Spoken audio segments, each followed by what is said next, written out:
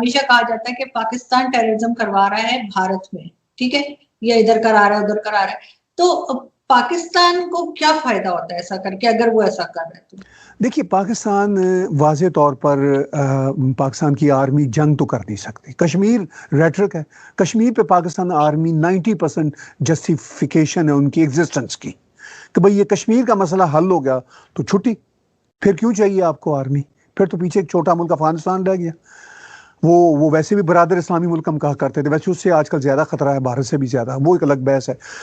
اب چکر یہ ہے کہ اب کشمیر میں یہ جا کے یا بھارت کے ساتھ جنگ تو کر نہیں سکتے، کیونکہ 71 میں، یعنی یہ آج کا بھارت تو بڑا ماڈرن ہے اپنی ملٹری ایکوپمنٹس اور ملٹری ڈیولپمنٹس کے اعتبار سے. 71 میں یہ 93,000 پرزنرز آف وار بن گئے تھے 71 میں، یعنی کتنے سال پہلے کی بات ہے، 42-43 سال پہلے کی. تو اگر 42-43 سال پہلے ان کی یہ اوقات تھی تو اب یہ کس اوقات پہ کھڑے ہوں گے؟ ابھی آپ ہی کے سامنے بالا کوٹ میں وہ یہ چلیے جی یہ ہے کہ انہوں نے وہ طیارے آئے، یہ کہتے ہیں کہ وہ نہیں تھا کیمپ، بھارت کہتا ہے چلیے میں اس بحث میں نہیں پڑتا. بھئی یہ تو کافی ہے نا شرم کے لیے کہ آپ کے سوورن کنٹری میں گھسے بھارت کے درجن کے قریب طیارے 80 to 90 کلومیٹر ان سائڈ آئے، واپس گئے، کچھ نہ کر سکے آپ. تو اس کا مطلب یہ ہے کہ آپ کے دلوں میں تو جتنا وہ تیل ہے وہ پوری دنیا نے دیکھ لیا، پاکستان کی عوام نے دیکھ لیا. تو پھر یہ رستہ ٹیررزم کا ہی رہ گیا نا، پراکسی ٹیررزم کا رہ گیا. اب بھارت کی جو پچھلی سرکاریں ہیں وہ بڑی کمزور ہوتی تھی اپنے نیریٹو کے اعتبار سے، وہ پتہ نہیں کیوں ہوتی تھی، مجھے خیر اندازہ ہے، میں اس کیوں کی بحث میں پھر کبھی جاؤں گا. تو وہ بس نہ ایسے ہی پاکستان کے وہ آ جاتے تھے، پاکستان کی بریانی اور غزل کے وہ دھوکے میں. تو وہ کہتے تھے ٹھیک ہے جی، وہ ٹھیک ہے کوئی نہیں، پیس ٹاک کر لیتے ہیں. مودی صاحب نے کہا کہ پیس ٹاک کرتے رہے. مودی صاحب اپنی پہلی سرکار میں نواز شریف سے ملنے بغیر انویٹیشن کے آئے، اتنا بڑا پولیٹیکل رسک لیا. پھر اس کے بعد پٹھان کوٹ ہو گیا وہ ان کے ہاں. تو انہوں نے یہ طے کیا، مودی سرکار کے آخری 2-2.5 سال میں انہوں نے طے کیا کہ انف از انف. اب جو دوسری سرکار ہے ان کی، اس میں بھی وہی ایٹیچیوڈ ان کا چلا آ رہا ہے. اب یہ کیا کریں؟ اب یہ زیادہ سے زیادہ شور ڈالیں گے، یو این او میں جا کے تقریر کریں گے. اب who cares about that؟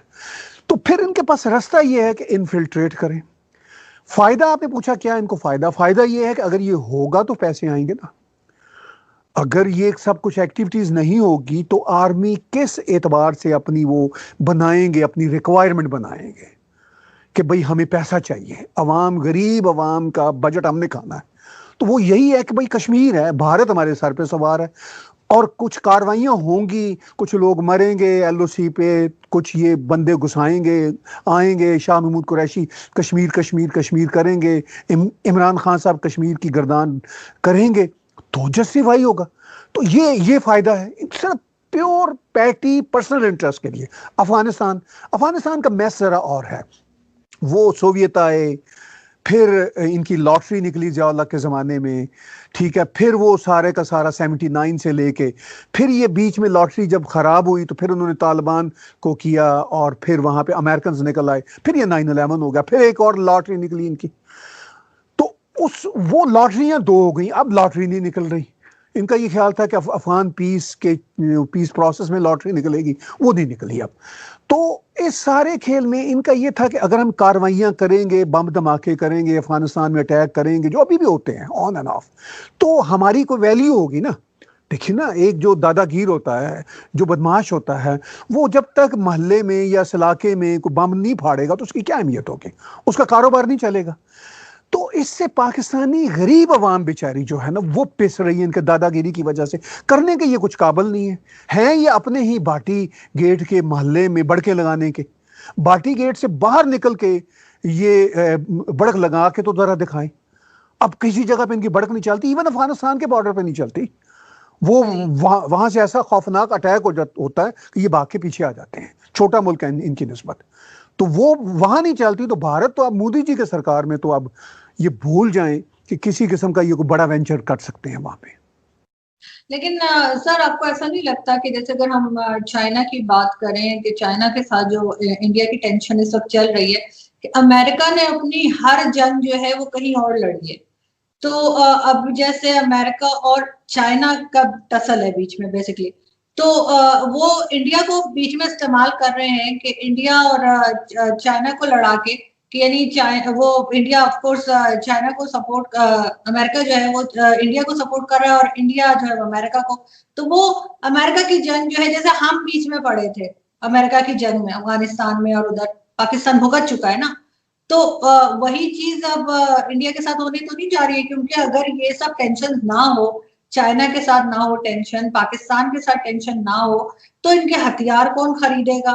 اور پھر یہ لوگ دونوں کنٹریز آگے پروگریس کر سکتے ہیں، پاکستان بھی کر سکتا ہے تھوڑی بہت، اور تھوڑی بہت طرح سے بھارت بھی کر سکتا ہے، اگر ہم یہ اپنے ڈسپیوٹ ختم کریں کسی طریقے سے، اور یہ جو ایک دوسرے کے اوپر بندوقیں تان کے ہر وقت کھڑے رہتے ہیں، اگر یہ چیز نہ ہو، لیکن امریکہ اور کینیڈا بھی تو رہتے ہیں نا، اور اسی طرح سے کئی کنٹریز ہیں، تو ہم کیوں نہیں رہ سکتے؟ دیکھیے بات بڑی سمپل ہے، پاکستان اور امریکہ کا جو ریلیشن شپ رہا وہ امریکہ اور بھارت کے ریلیشن شپ سے بہت ڈیفرنٹ ہے۔ پاکستان جب ان کی جہادی جنگ میں شامل ہوا تھا، پھر وار آن ٹیرر، جہادی جنگ سوویت کے خلاف جو تھی 79 سے، پھر 9/11 کے بعد ان کی وار آن ٹیرر سے، تو یہ دونوں چیزیں پاکستان کی اسٹیبلشمنٹ کو سوٹ کرتی تھیں۔ کہنے کو تو یہ یہی کہتے ہیں جی کہ ہم خام خواب کی جنگ کیسا بنے۔ یہ آپ صبح و شام عمران خان سے جو اس وقت پپٹ ہیں آرمی کے، وہ یہی بولتے رہتے ہیں، اور ایک زمانے میں جو ISPR کے جنرل آصف غفور ہوتے تھے وہ بھی ایسی باتیں کیا کرتے تھے، اب ذرا ISPR میں اس طرح کی باتیں نہیں ہوتی۔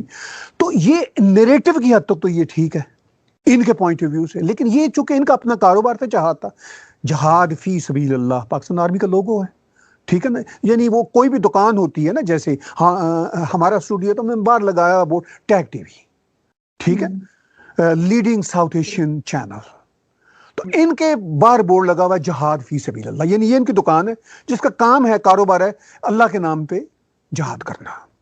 تو ان کا تو کلائنٹ تھا امریکہ 79 میں بھی اور 9/11 کے بعد بھی۔ تو ان کو تو یہ تو آج بھی میں آپ کو دعوے سے کہتا ہوں، آج بھی کوئی خداوند کریم ان کو جہاد کے کاروبار کی کوئی دے، اپرچونٹی دے، تو یہ کود کے اس میں گھسیں گے۔ پہلے 70,000 لوگ کہتے ہیں ہمارے اس جہاد کی وجہ سے مرے تھے، اب بے شک 1,70,000 مر جائے، ان کو پرواہ ہے، ان کا کاروبار چلے۔ تو یہ تو اس کے لیے منتظر ہے، لہذا یہ صورتحال بالکل مختلف ہے، بالکل کمپیریبل نہیں ہے انڈیا